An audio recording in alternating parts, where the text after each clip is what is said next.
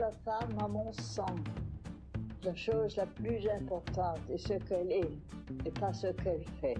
If not me, who? If not now, when? C'est la vérité, finalement. Si ça sonne faux, j'arrive pas à le faire.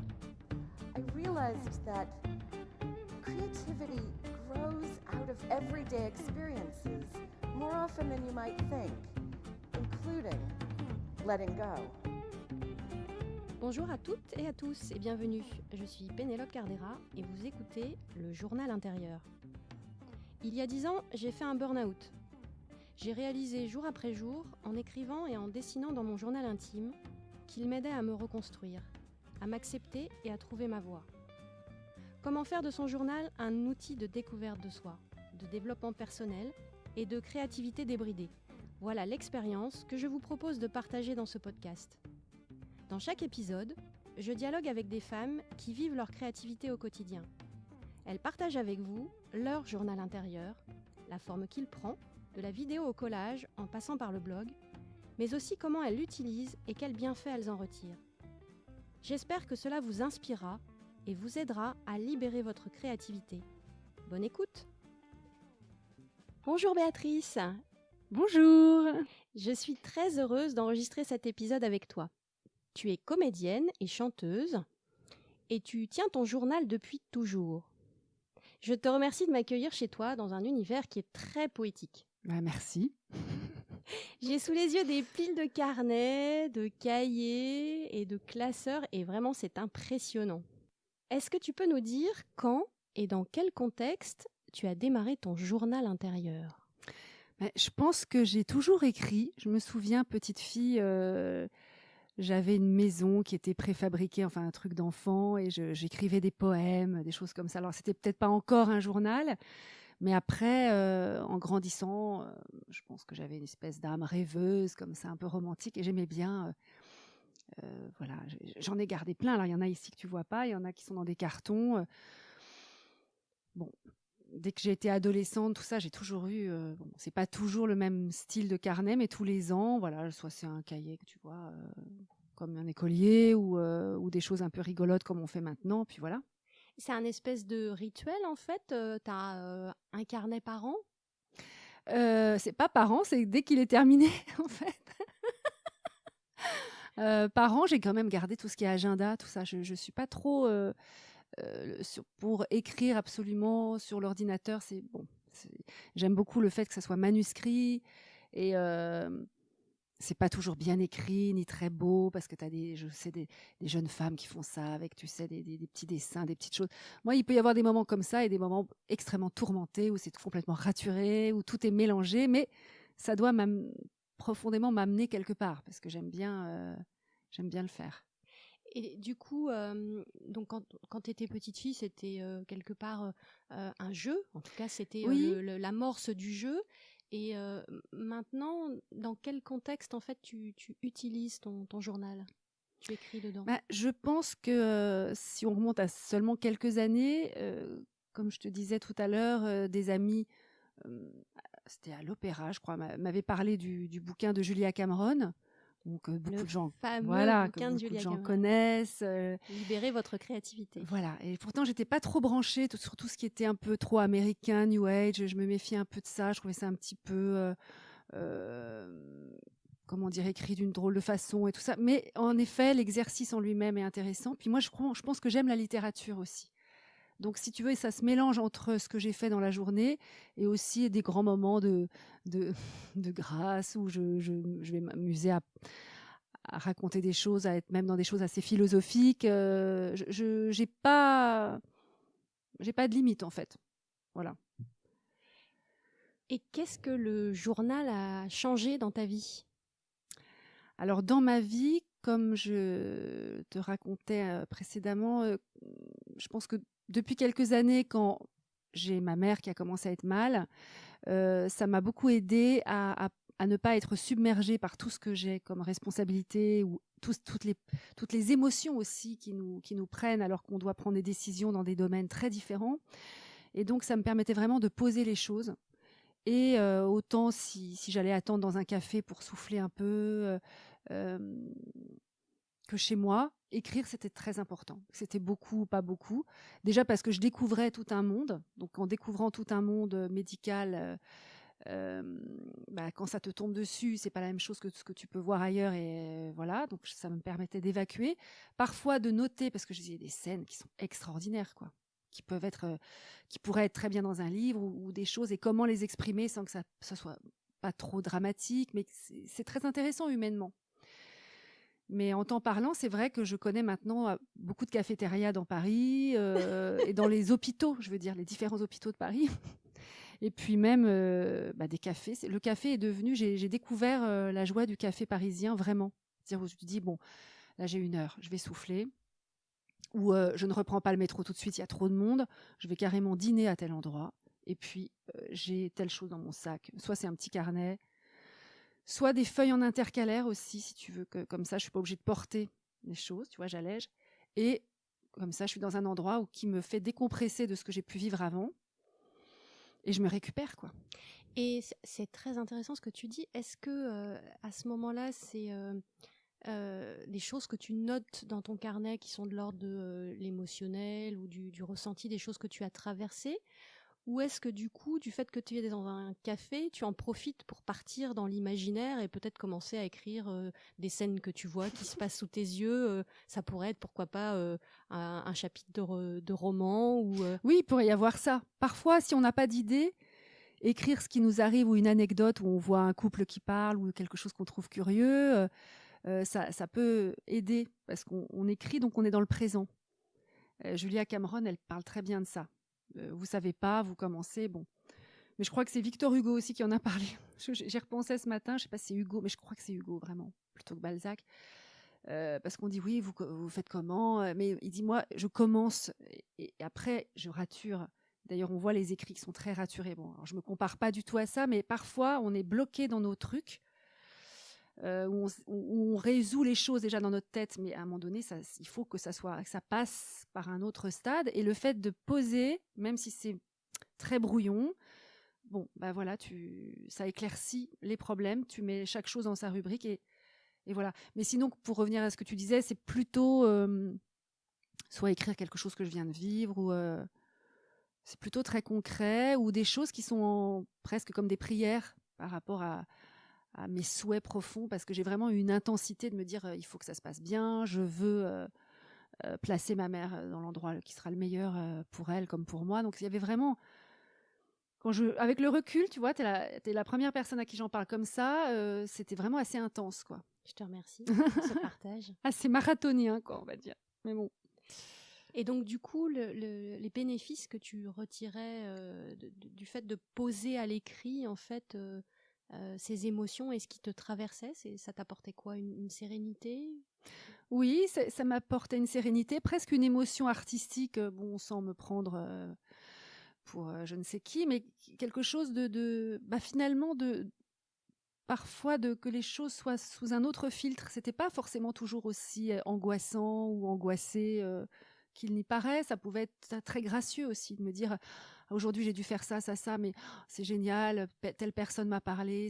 Je me raccrochais à tout ce qui était beau de toute façon pour pouvoir tenir et entrer dans le monde des soignants sans les ennuyer, mais en étant quand même là.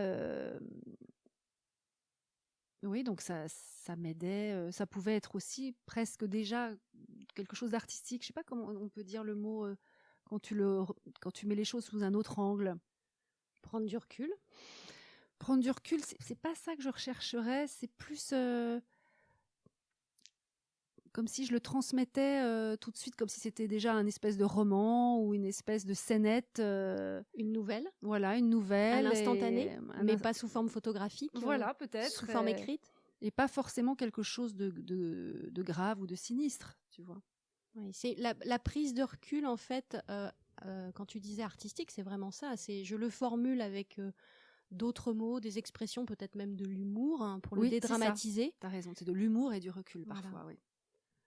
Oui, tout à fait. En fait, c'est ça, tout à fait. Parfois, il y avait de l'humour et du recul où je me voyais moi-même et j'avais ce dialogue intérieur avec moi de me dire « Ah oui, d'accord, non mais là, ça va pas. Il faut quand même que tu ailles te reposer, que tu ailles déjeuner dans cette différente cafétéria, puisqu'on a fait plein de... service à l'hôpital Saint-Joseph. Et ça m'amusait de voir comment on croit qu'on tient et qu'on contrôle les choses, mais on est pris dans des choses parfois trop affectives et on s'oublie. Et c'est ça. Alors le bénéfice, c'est de ne pas s'oublier. Et puis apprendre à lâcher aussi, voilà, de parler en son propre nom, apprendre à lâcher et puis se recentrer sur son jardin intérieur, sur ce qui se passe, sur ce que tu as envie à côté. Puis bon, après voilà, souvent moi, mis à part cette épreuve-là, il y a des choses que je trouve bien et j'aimerais bien écrire, mais j'ai jamais osé me présenter, quoi. Parce que c'est aussi un domaine, faire lire vraiment ce que j'ai fait ou passer à l'acte de voir un éditeur, etc. Tu vois. D'accord. Est-ce qu'il y a des synchronicités, des anecdotes que tu voudrais partager avec nous, des choses que tu aurais pu écrire dans ton journal et qui se seraient manifestées de manière inattendue dans la réalité? Dans les synchronicités, je pense qu'il y a pu y avoir des voyages qui se manifestent plus maintenant. Je crois que tu es partie cet été. Oui, je suis partie cet été. L'année dernière, je suis partie aussi à La Rochelle, des choses comme ça c'est ce que je ne faisais plus depuis très longtemps en fait. Et je me dis mais c'est pas possible, il faut que ça change. C'est aussi tous les souhaits qu'on a pour soi-même dans sa vie, même si on a des responsabilités. Voilà. Donc ça, oui, ou de rencontrer des nouvelles personnes, d'être entouré et donc de pas être, oui, d'être bien entouré, de pas être très seule important à gérer des choses difficiles. Oui.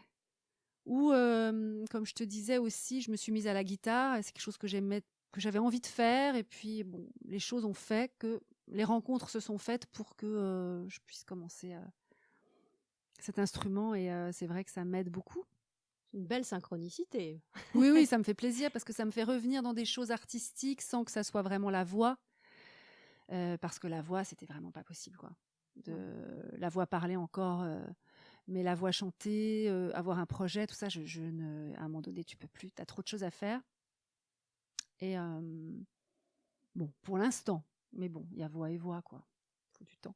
Oui, et puis la guitare, ça peut être un bon médium pour y revenir, effectivement, d'ici quelques temps. Oui, puis ça permet de se rebrancher sur cette... tu sais qu'on parle beaucoup de la plasticité du cerveau maintenant, c'est de travailler des choses, et d'avoir cette gymnastique, de revenir toujours à des choses joyeuses, constructives et qui nous font du bien. Parce que dès qu'on a certaines épreuves et des choses à classer, à faire, ça peut se passer très bien, comme à un moment donné être extrêmement stressant ou avec des grosses difficultés. Et alors là, on sature, quoi. Tu vois. Il faut vraiment avoir... Le journal m'aide à ça aussi. Je dis, attention, là, stop, ça va pas. Je remets à plat ce qui est souhaitable et ce qui est pas très bon pour moi. Hop, je laisse de côté. Dans le sens, je gère mes priorités. Oui, il y a les priorités, mais de se sentir bien. Oui, d'accord. Voilà. Le fait est que la priorité numéro 1, c'est de se sentir bien. Parce qu'on peut très vite... moi, je vois si j'ai des moments où je vais partir dans des trucs de me prendre la tête ou des choses un peu trop tristes ou je ne sais quoi, ça ne sert à rien. De toute façon, ça n'aidera personne. Et bon, écrire peut permettre ça. Et comment est-ce que tu intègres cette pratique donc dans ton quotidien, le fait d'écrire dans ton journal? Est-ce que tu écris tous les jours? Est-ce que c'est plusieurs fois par jour? Est-ce qu'il y a des fois où tu n'écris pas du tout pendant plusieurs mois? Oui, voilà, c'est pas tout le temps. Comme je te disais, quand j'adore aller au café, c'était vraiment un vrai plaisir de me dire à certaines heures, je vais prendre un café.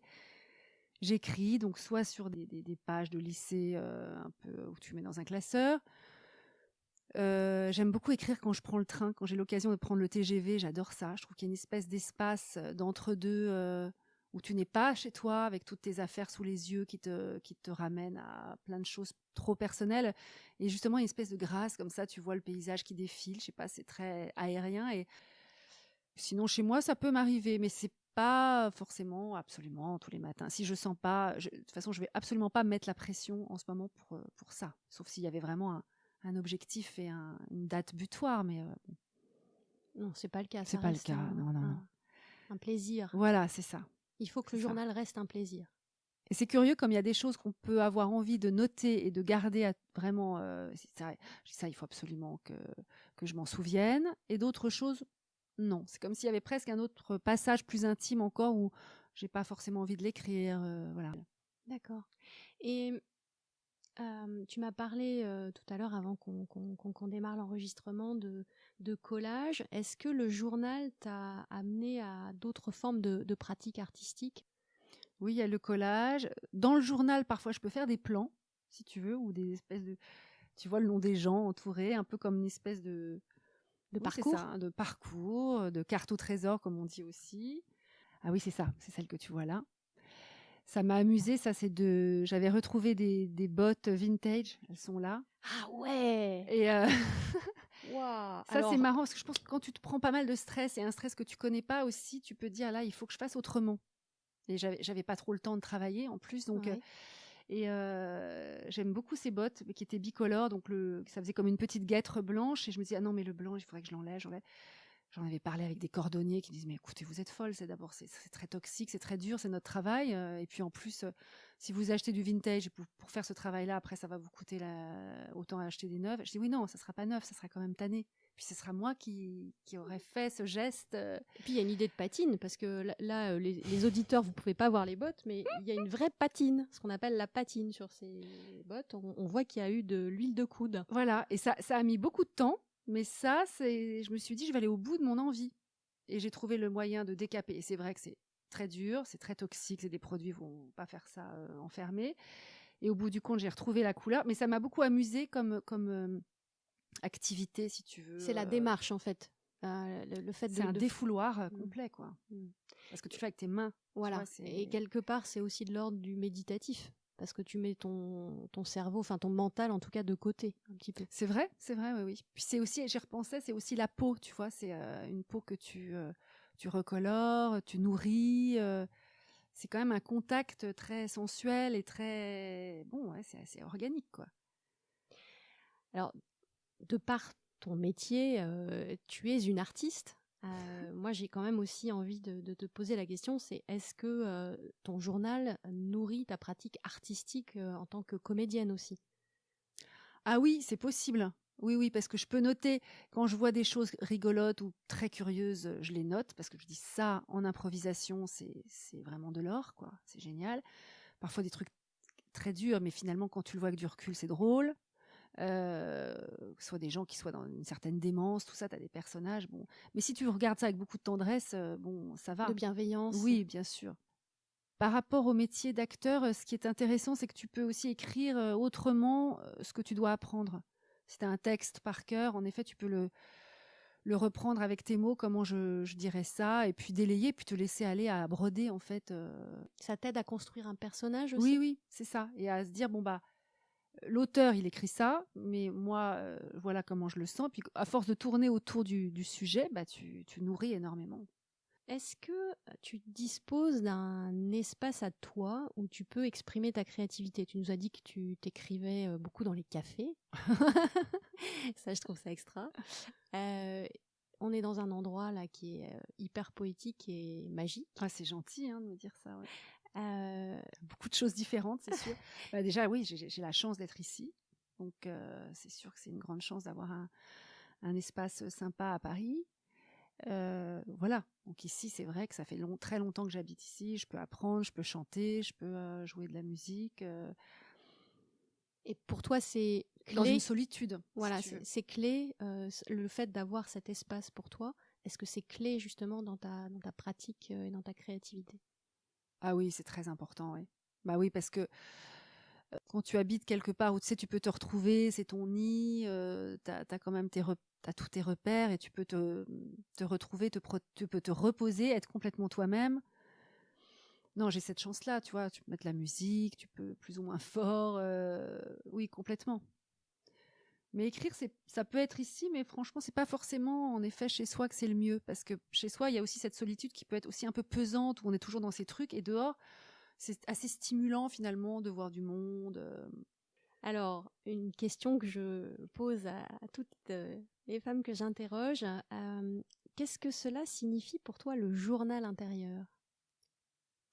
Alors le journal intérieur, comme je te connais un peu plus et je vois ce qui avait été dit, mais le journal intérieur, c'est vrai que c'est plus que la vie qui passe, quoi.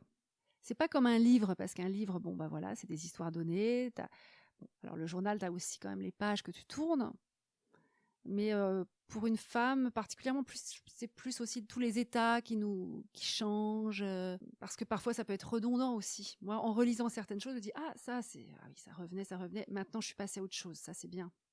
Oui, c'est extrêmement intéressant. Je note ça, moi aussi. C'est drôle, Effectivement, il y a des choses qui reviennent un petit peu comme des boucles où tu as l'impression que tu tournes un petit peu en Ah oui, rond. Puis à un moment ouais. donné, hop, tu sens que tu l'as passé. Ça y est, c'est réglé. C'est réglé, c'est guéri. Avec les années qui passent, tout ça, ça, tu le sens. Donc, journal intérieur. Puis, oui, intérieur, parce que c'est pas forcément quelque chose que tu livres du tout. D'où le fait que, oui, là, on en parle toutes les deux, mais c'est pas quelque chose que tu en lis pas des Non. passages, c'est quelque chose que tu gardes pour toi. c'est vraiment pour moi. Et parfois, je me dis quand même, je devrais extraire certains passages, faire cette démarche, mais pour l'instant, j'ai pas du tout l'énergie. Puis je me dis, et pourquoi ? C'est déjà très important de pouvoir faire des choses pour soi-même. Après, il sera toujours temps de donner, tu vois.